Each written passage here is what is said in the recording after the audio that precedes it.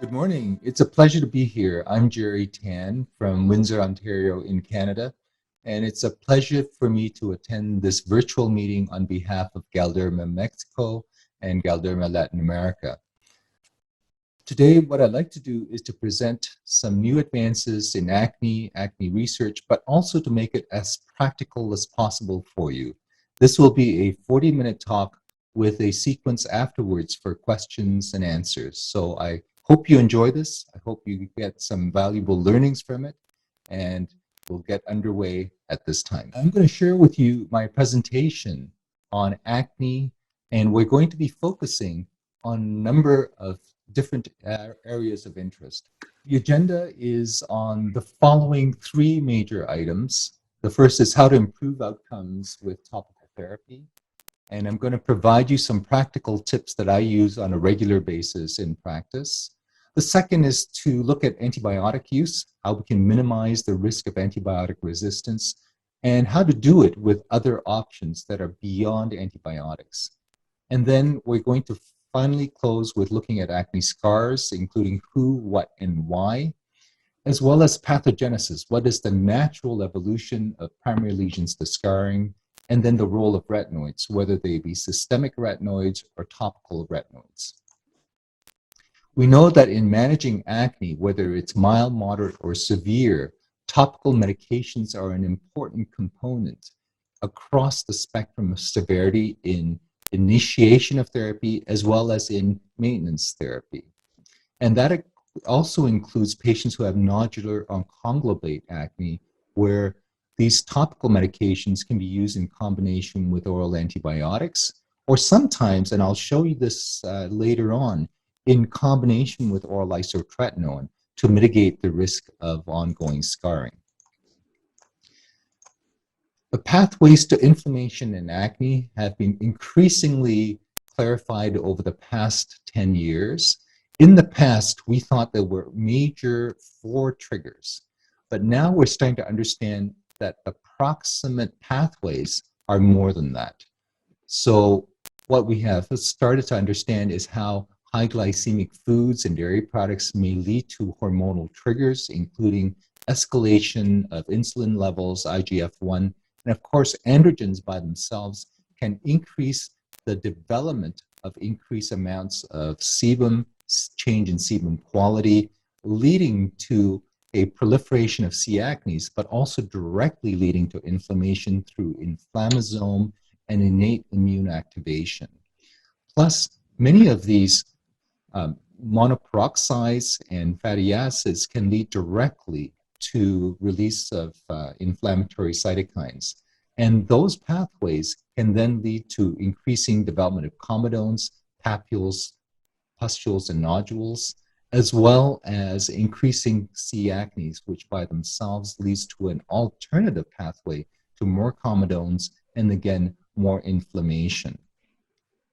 Beyond high glycemic foods and dairy, the other aspects that can induce increase in changes in hormonal triggers, as well as in increasing perturbation of the neurocutaneous mechanisms, include poor sleep, stress, and over the years, there has been a little bit of research demonstrating that there has been increased acne around periods of times of stress in young people, especially during exam time. What I see currently during this time of quarantine and social isolation is also that a lot of young people are starting to become more anxious, and they're expressing that on their skin by either more acne or picking behaviors, considerations that we should have because of the unusual times we are in. Let's focus on some of the practical outcomes with topicals. I want to focus on appropriate selection, whether the medications are accessible, how to best apply these medications, looking at anticipated timelines, and then adverse event reduction. Appropriate selection is extremely important. So whether you are at the candy store choosing macaroons, or you're in the context of a consultation with a patient, it's important to think about a number of different factors. The first is the patient. What do they want? What are their preferences? What did they use previously? And if those prior treatments were helpful, maybe they should be brought out again to be reconsidered for further use. Perhaps they had poor experiences with some prior medications and they would not want to restart those ones in the future. Do they have sensitive skin? And if they do, are there certain products you want to try to avoid? For example, benzoyl peroxide. For example, some of the topical retinoids might be a problem in patients who have skin sensitivity. And if you do initiate those products, how can you do it to be very conscious of mitigating the problems with sensitive skin? What moisturizers do you choose? How do you explain the use of these acne products? Do you use it less frequently and increase it over a period of time as they enhance the tolerability? And then what are the acne features? How severe are they? Do they have post-inflammatory macular pigmentation? Do they have post-acne scarring? Those are all considerations because different medications may be able to impact different levels of acne severity as well as acne sequelae. And let's look at the product. The product itself has to be affordable, has to be accessible, and then has to be convenient. And what mechanisms does it play in helping that patient's acne? We know that with mechanisms of action, there are a variety of anti-inflammatory effects with different medications, anti-Cutibacterium acnes effects with these medications. Many of them are keratolytic, that is, they unplug and reduce the follicular hyperkeratosis. And some of them, particularly the systemic retinoids, are sebosuppressive, but in topical form, none of them are sebosuppressive. They are either keratolytic and anti-inflammatory or anti-C acnes. So thinking about the products kind of in a rational form will help to give you a chance to understand how best to use these medications in combination for the patient. Next, I want to talk about access. And the reason access is really important is because if it's not available, it might be the best product that is for acne, but if it's not available, it's just not anything that's feasible to be used in your practice or for that patient. So the first question is whether it's available in your region. If it is, the next question is it affordable? And do they have drug plan coverage? And if it is, then it's a very easy way to make sure that they have that medication to use. Many patients may have problems once you write the prescription. If it's not affordable, not on their drug plan, and it's something they just cannot access, then there will be primary lack of adherence. They can't even get the prescription. So that's the first thing to be aware of is it accessible and is it affordable and available in your region? The second part I usually talk about is application. With application, it's a lot like playing football as a defender. If you are defending the left side of the field, you have to defend that entire left side, not just where they had previously shot on your goal, because they might be shooting from other areas. So your job when you play defense is to take care of that entire zone of the field. So for example, if you've had acne on your cheeks, we want you to apply the product to the entire cheek, the entire zone of defense. The same with your forehead, the same with your chin.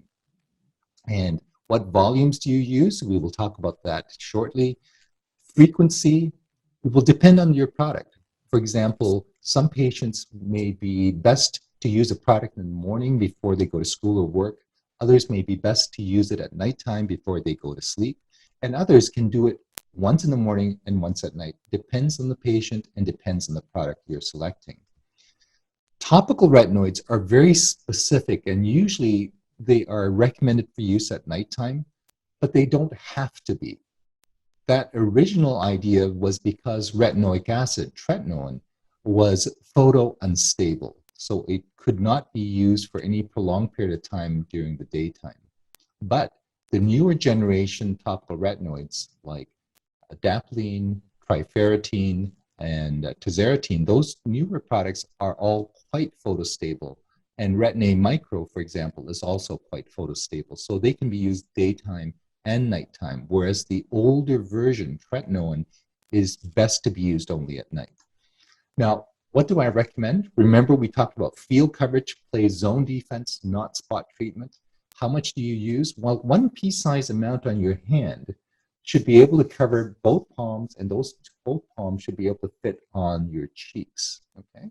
Then you put another pea-sized amount, and then apply the forehead, and readjust, remodulate nose and chin, and you're finished. It takes about 3 to 5 seconds to do. So for most patients, once you show them that, it'll be very fast for them to incorporate into their regular routine. If they are wearing moisturizer or makeup or sunscreen, what goes on first? I recommend that they always use the active agent first. The medication needs to go on first. And after they cleanse their skin, they apply the medication. Let's say they brush their teeth so that there's a period of time for the medication to absorb. And then you put on your moisturizer or your foundation. And the last product that goes on in the morning should be their sunscreen before they leave the house and start their day. It's very important, I think, to make sure that patients understand timelines. What do we anticipate for timelines? And the reason is, if you're embarking on a journey, you need to be able to express to the patient what your timelines are throughout that path. When do you expect to see potential irritation? When do you see some improvement? When do you see maximum improvement on that journey? So usually it's within the first 1 to 2 weeks that we see irritation or dryness. So it's in that period of time that I focus a lot of my initial conversation to reduce those risks. At about 2 to 4 weeks, they should be starting to see some improvement. Although most clinical trials run for 12 weeks, the maximum efficacy is at 24 weeks. It's kind of the same as oral isotretinoin. It's typically longer than we do our clinical trials. So usually I recommend that they watch for improvement. They can do selfies to target and track themselves. By about 4 weeks, they should be seeing some improvement. And then if they keep working at it, they'll see more and more and more.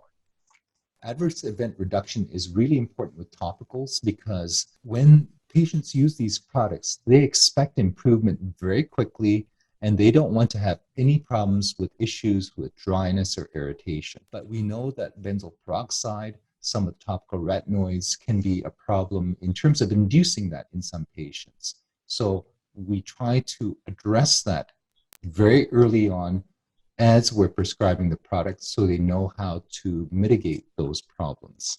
A few years ago, we published this paper looking at how to best minimize topical acne medication intolerance, and it was to the combination product adapalene 0.1, BPO 2.5. In many countries, it's called Epiduo. In Mexico, it's called Efficel. In Canada, it's called Tactu Pump.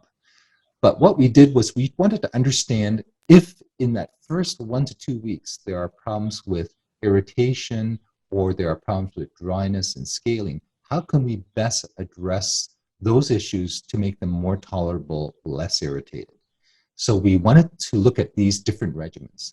Every other night application of the medication, mandated moisturizers, and here the mandated moisturizer was Cetaphil, I think in Mexico and Latin America, it's AC Pro. The other regimen was 3 nights per night as a proxy for short contact applications. And all of that was compared to the way it was approved by the FDA, which is standard overnight applications. So what we found was that the lowest scores of intolerability, and what I mean by that is that within the first 2 weeks, this is a very typical peak of intolerability with topical retinoids. Remember, this is the combination topical retinoid, adapalene, and BPO. And we do see that peak with the standard nightly use, and it's in these black bars. Okay, the standard nightly use was elevated. And what we found was that the peaks that were least elevated were those using moisturizer or every other night applications. And what that means is to reduce dryness and scaling, mandated moisturizers in the evening and again in the morning, and a gentle cleanser in the evening. And these were with the Cetaphil products.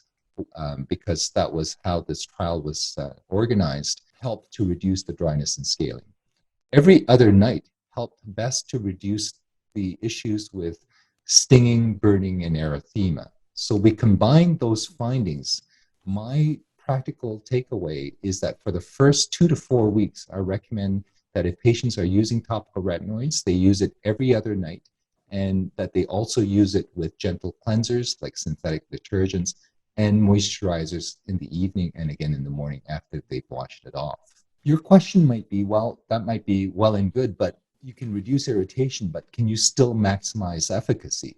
So in that trial, it was the first 4 weeks that we randomized them to those 4 different arms. And after that, all the patients were escalated to nightly therapy. And once they were escalated to nightly therapy, we saw by the end of week 12, all of them had comparable efficacy, despite having this modified use at 4 weeks. So my idea for what I do in a practical way for patients is to allow them to have that modification every other night with mandated moisturizers for a minimum of 2 weeks, as long as 4 weeks, and then they switch over to maximize their efficacy after that. And if they have ongoing problems with intolerability, they can switch back to every other night and, of course, maintain moisturizers throughout. So what I wanted to show you was that improving outcomes with topicals requires an approach to these 5A's: appropriate selection, access to medication, proper application technique, anticipated timelines, and adverse event reduction. Now, the next thing I wanted to talk to you about was the systemic use of oral antibiotics. Many of us have been taught to use antibiotics for years, and we still do. You can still see it show up in many guidelines. And there is a concerted thinking now that we have overused antibiotics, and we should really be thinking about how to limit their use, if we have to use it at all, to no more than about 3, maximum 4 months, and then trying to taper off after that. Here are some of the non-antibiotic options that are available. The lifestyle aspects of low glycemic index diet, dairy avoidance, stress management, those are all things I discuss with patients regardless of whether we're going to be using systemics or topicals, whether they want to use prescription products or whether they want to stay with over-the-counter or cosmeceutical products. We always start with lifestyle.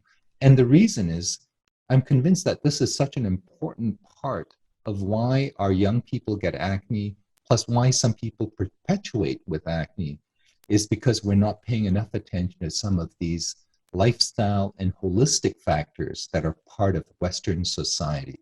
Next, regarding females, is the use of products that are androgen blockers or hormone approaches to treatment, such as spironolactone, which is an excellent therapy, very well tolerated. And there are now going to be more randomized trials on the value of spironolactone in using it in female acne patients. So hopefully we'll get even more high quality evidence over the next few years. Of course, birth control pills, oral contraceptives, if you're discussing this with young people who are not sexually active, I don't use the word birth control pills. I use the word hormonal therapy because that's what we're trying to achieve.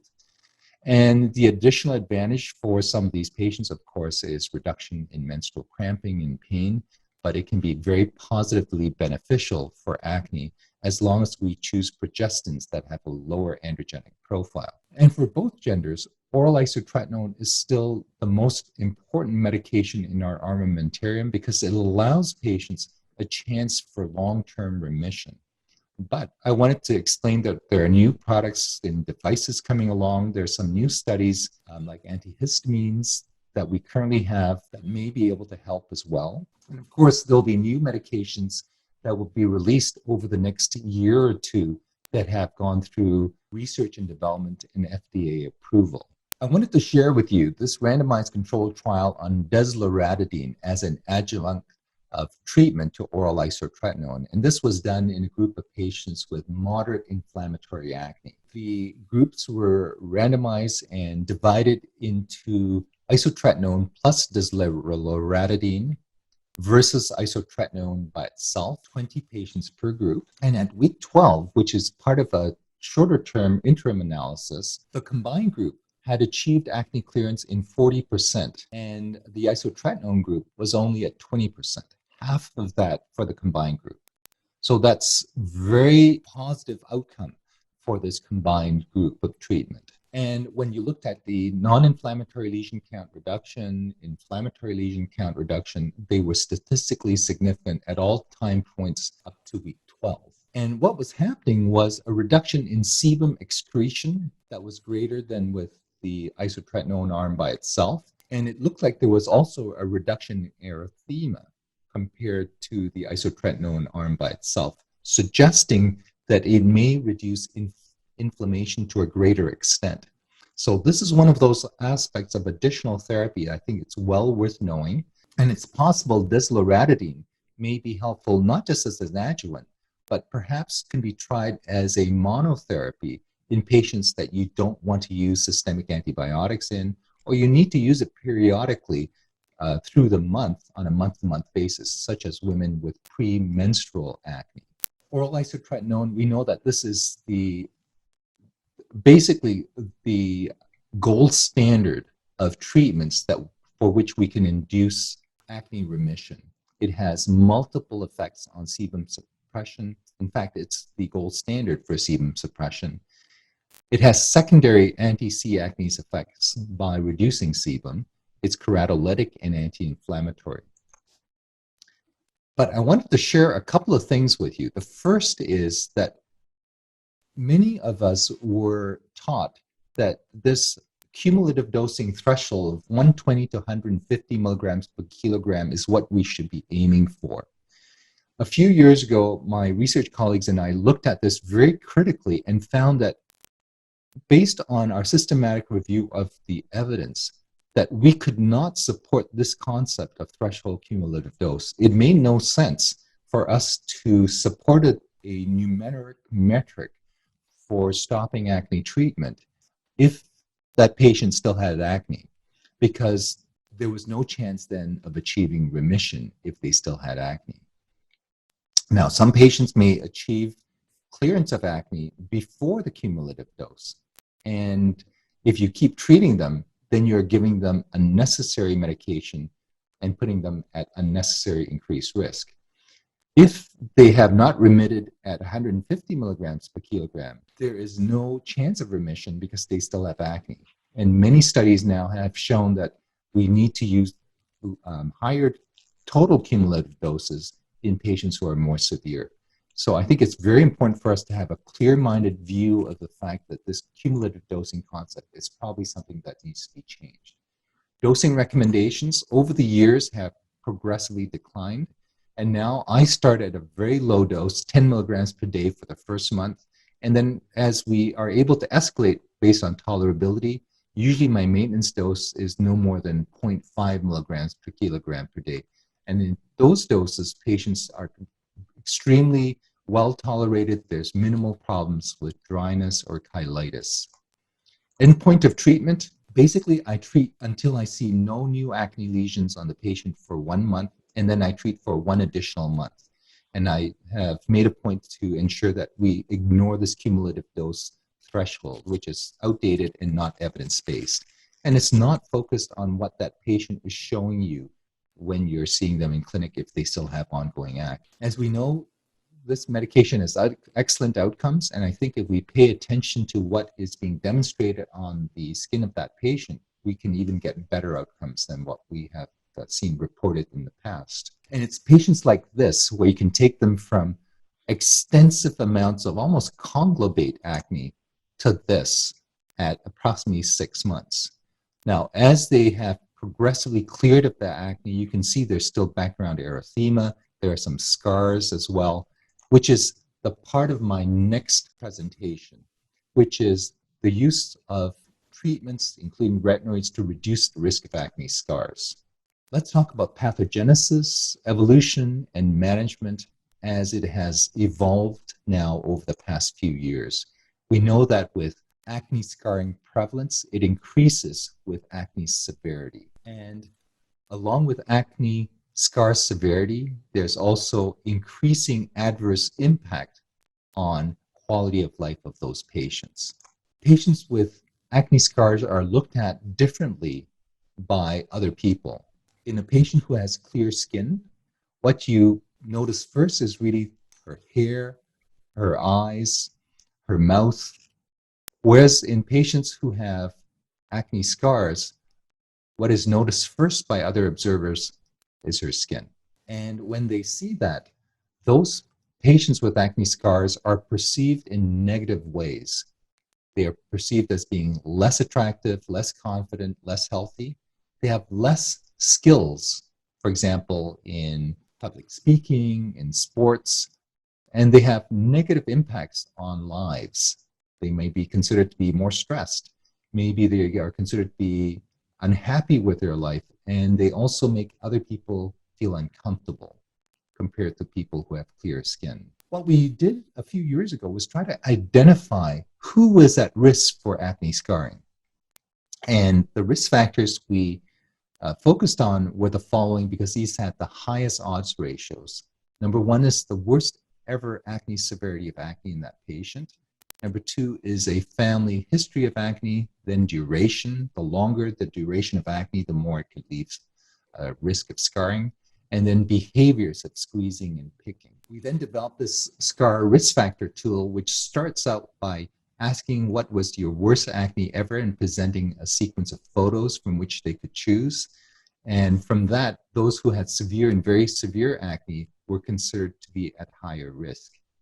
If they had lower levels of acne severity, then they were still considered at higher risk if they had a positive family history of scarring, and if they had a prolonged duration or had a behavioral tendency to manipulate their scars, then they would also be at higher risk of developing acne scarring. We had looked at the development of acne scars over a course of 6 months in an observational study of patients with moderate inflammatory acne with digitized facial mapping. So what we did was to, on each patient, map out on a computer what type of primary lesion they had, what type of secondary lesion, and then we would see them twice a week for the first 2 months, and then we would see them less frequently for subsequent 4 months to make it a 6-month study. And what we found was the scars that developed within that first 6 months, the large majority of them came from post-inflammatory lesions, macular erythema, macular pigmentation, and of these, the large number came from inflammatory papules. A smaller group who had developed persisting scars came directly from inflammatory papules. So what we think is happening is the following, and there is evidence based on in vivo as well as ex vivo studies to show this.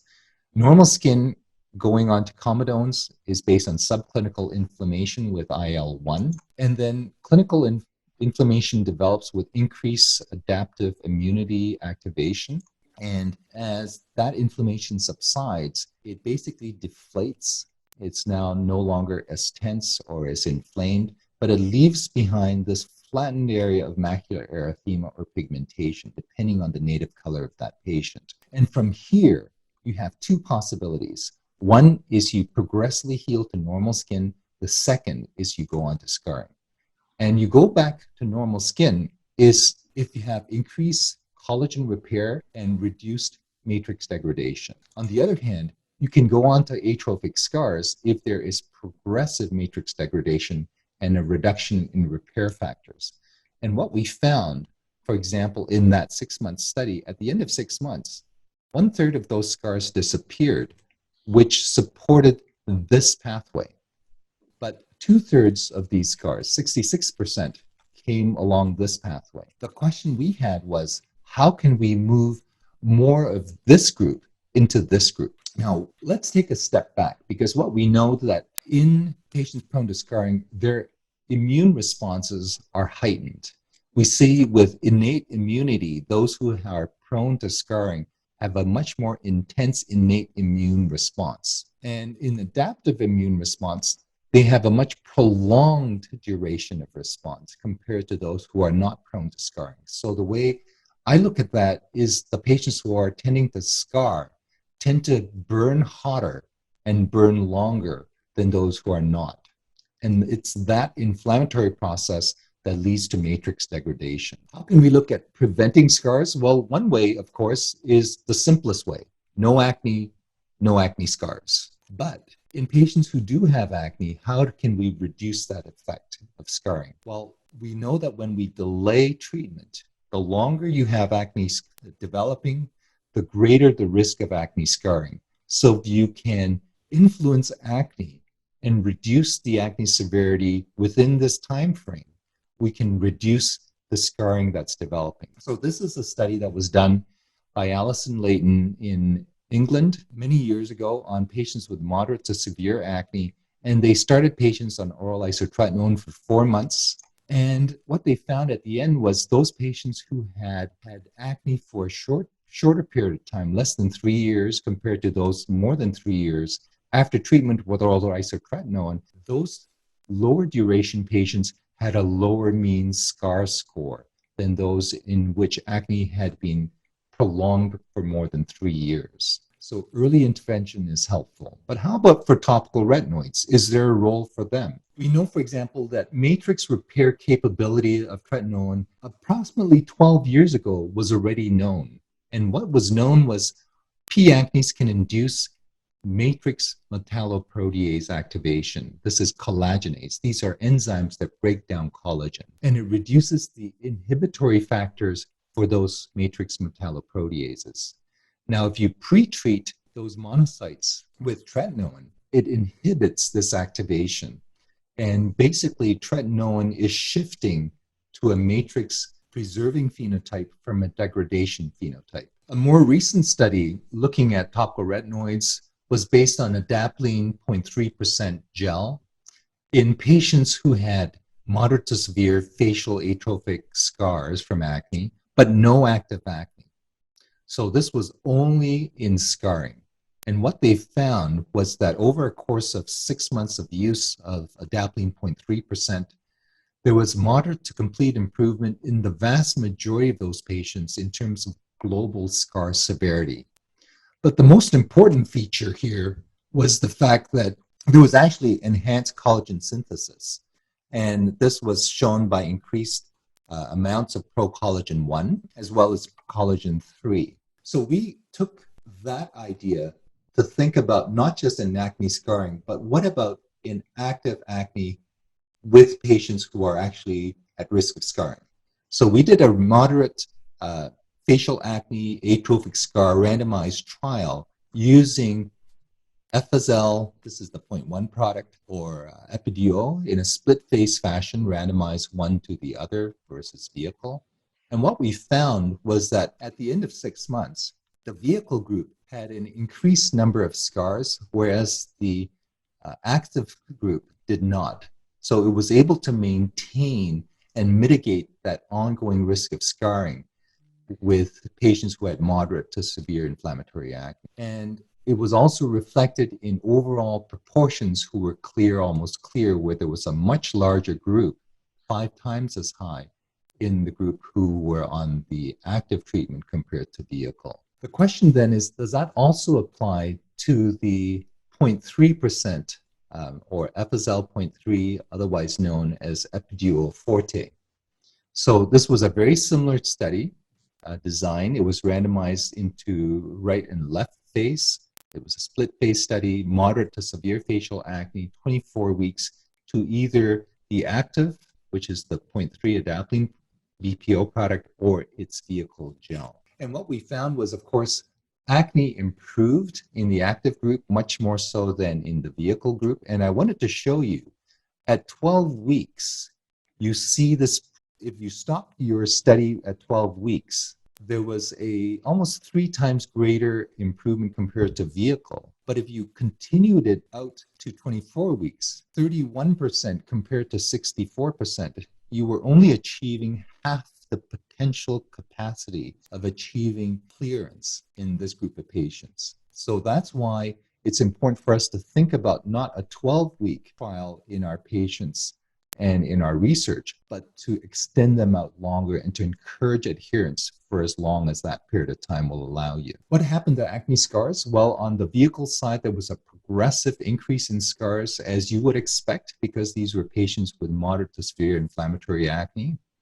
But on the active side, it didn't simply mitigate increasing amounts of scarring, which would then be a horizontal line. It actually was a negative sloped line, suggesting a mitigation and a potential reduction in the number of scars. So in summary, for adapalene and BPO and acne scarring, adapalene by itself demonstrates scar improvement. And it's because of the mechanisms through collagen enhancement. With the combination product, Epiduo or Epizel, it shows scar mitigation by improvement in acne. But for the Epizel 0.3 or Epiduo Forte, it shows scar mitigation via acne improvement, yes, but it also shows this downward slope that suggests scar improvement by repair that may be reflective of what was seen with the adapalene 0.3% acne scar treatment study. Because patients present with multiple types of atrophic scars, ice pick, rolling, boxcar, and so forth, we know that there are multiple treatment modalities. Many of you might do these in your practice as well. Chemical peels, you might do the cross technique, punch techniques, radiofrequency, you might do radiofrequency microneedling. I know in my practice, radiofrequency microneedling is a very helpful option for many patients with acne scars, as well as fractional lasers and subcision. So what I have done is to put together a table adapted from other authors based on atrophic acne scars and what they have recommended. So peels across the board. And then if it's ice pick, the major treatment is TCA cross. If it's boxcar, there are a number of additional modalities. And if it's rolling, subcision is added, and then other modalities. But what's missing from this type of algorithm are topical retinoids. And I think it's very important for us to think about topical retinoids early on before we even go into the correction procedures, early on while they're still developing acne, early on while they might be on the last few months of oral isotretinoin therapy. And it's during that period of time where we take our learnings from our previous research to initiate topical retinoids every other night or every third night, maybe just once or twice a week, while they're coming off oral isotretinoin to start their internal dermal machinery and fibroblasts making collagen, so that when you are done with treatment, then you can proceed on to more repair procedures where their factory to make collagen is ready primed. I wanted to summarize for you what I've done in this presentation, which is looking at how to best improve outcomes using topical therapy, providing you some tips on how to enhance adherence. Next is the reduction in antibiotic use, how to minimize the risk of antibiotic-resistant bacteria, looking at other options, including some innovative ones that you might not have heard about before, and I'm sure there'll be more coming because I can tell you that there are new approvals already in the works. So they will be coming down on a subsequent talk. Acne scarring, the who, the what, and why. We've talked about that in terms of populations, in terms of impact, and in terms of the overall quality of life. And then we looked at pathogenesis in terms of innate and adaptive immunity and the role of retinoids. How can we think differently about how best to help these patients with acne scarring? So with that, I'm going to close, and it's been a pleasure to be here. I hope that was of help to you, and we will be more than happy to take your questions and hopefully provide you with some responses and answers. Thank you.